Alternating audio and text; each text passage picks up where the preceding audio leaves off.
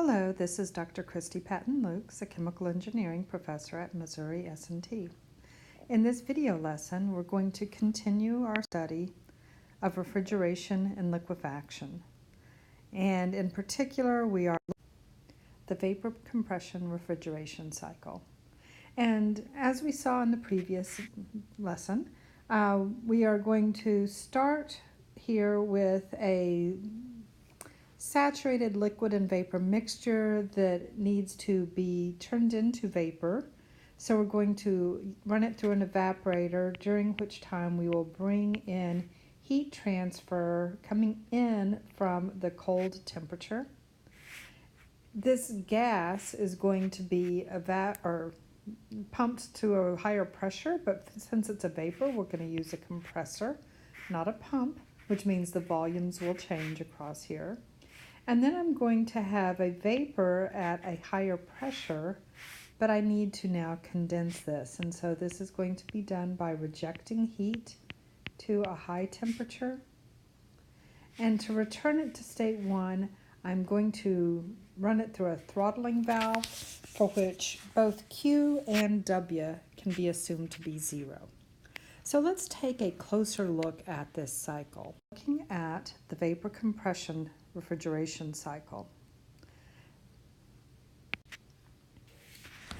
First of all, we're going to have choices of refrigerants that we need to use.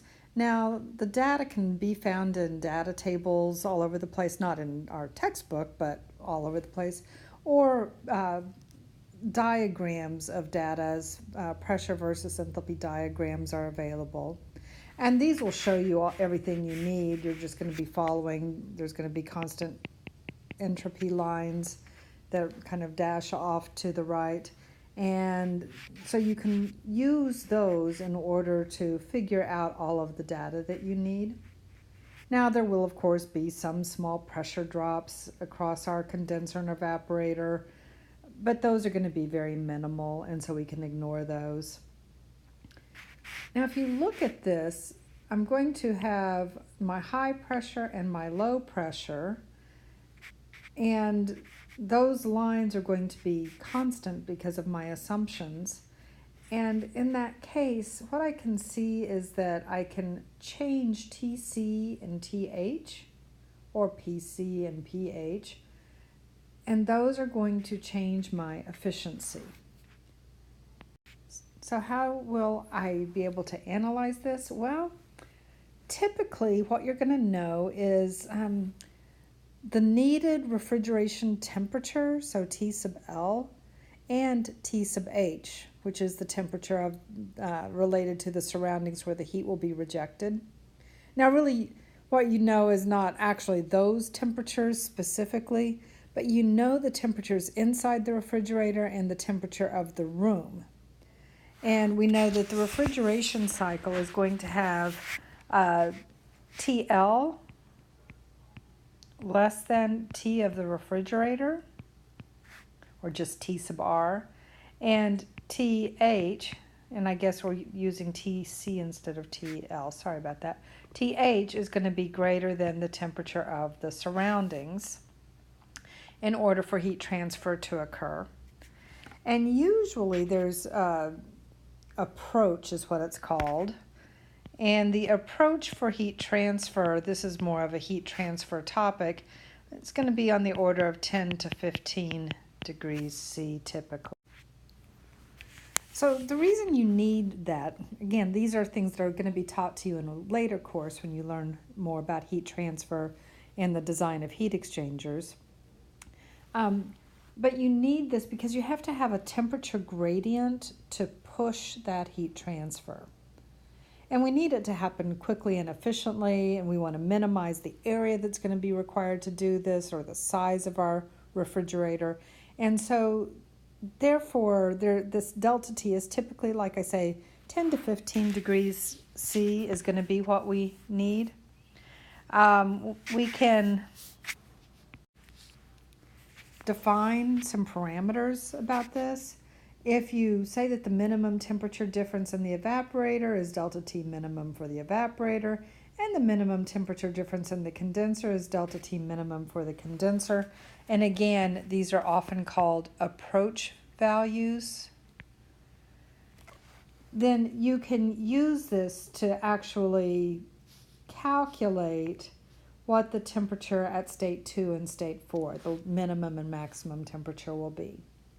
And so this, plus typically we assume, not always, but typically, we're going to assume that at state 2, X2 is going to be a saturated vapor, and typically we'll assume that at state 4, we're going to condense this to a saturated liquid.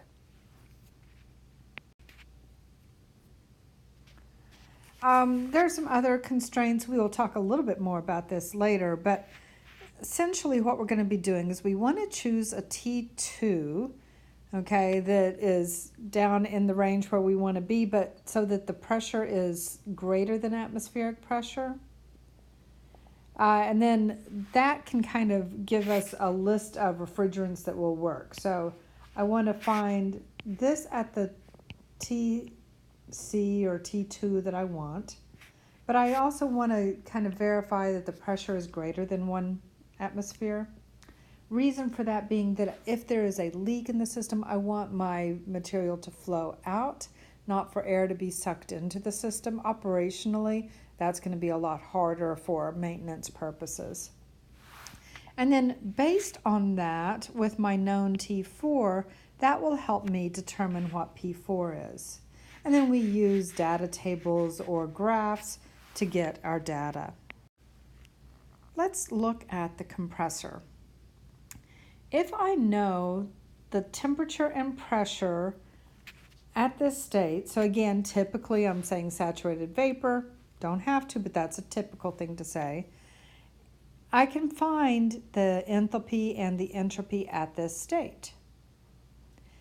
Then I can assume that the compressor operates as an ideal compressor, which would be reversible plus adiabatic or isentropic.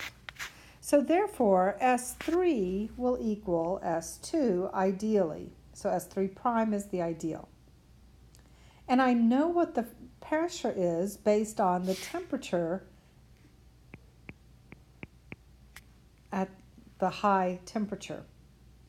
And so based on that pressure and this ideal entropy, I can find an ideal temperature and ideal enthalpy. And so that allows me to calculate the ideal work. Of course, a compressor is highly non-ideal. So there's a lot that goes wrong. If you've ever had an air conditioner system go out or your refrigerator goes out, it's always the compressor is out. So highly non-ideal. So we're going to take this ideal amount of work and we're going to divide by the efficiency of the compressor, and that will tell me what the work of the compressor is. And the work of the compressor is going to be equal to the actual H3 minus H2. So if I use that, I can find the real state 3, and I know the pressure, and so I can figure out then what the real T3 is. And if I look at this and discover that it's going to have some bad features, like the pressure is too high, so that it's, I'm going to have a really hard time finding equipment that will hold that pressure in. Or it's supercritical and I can't get it to turn into a liquid phase from there, then I'll have to choose a different refrigerant. And we will talk about that more in class. But these are some things that I can kind of make decisions along the way and stop before I put in too much effort on things that are going to be hopeless. So I can find out state 3 for my compressor from my actual compressor. If I know that, then I'm ready to start looking at the rest of the cycle, which is first the condenser. So I can estimate this because I expect it to be saturated liquid. I know the temperature or pressure. and saturated liquid, and therefore I can find the enthalpy at state 4. The difference between 3 and 4 gives me the heat transfer at the condenser. Now to go from state 4 to state 1, this is the one that's weird, because that process, remember we have said that I assume that Q is 0 or very close to 0, and there are no moving parts, so work is 0, and I end up with delta H equal to 0, which means that this process is isenthalpic. That's isenthalpic, not enthalpic, meaning that H1 is equal to H4. I don't have to calculate work or heat transfer for that, just simply this allows me to estimate the material at state 1. And now I know the temperature at state 1, I know the enthalpy at state 1, and that allows me to fully define that state. I can figure out the heat transfer in the evaporator at the cold temperature, and that's going to be H2 minus H1. If we put that all together, we can get the coefficient of performance. The Q at the cold temperature, so H2 minus H1, divided by the work, H3 minus H2.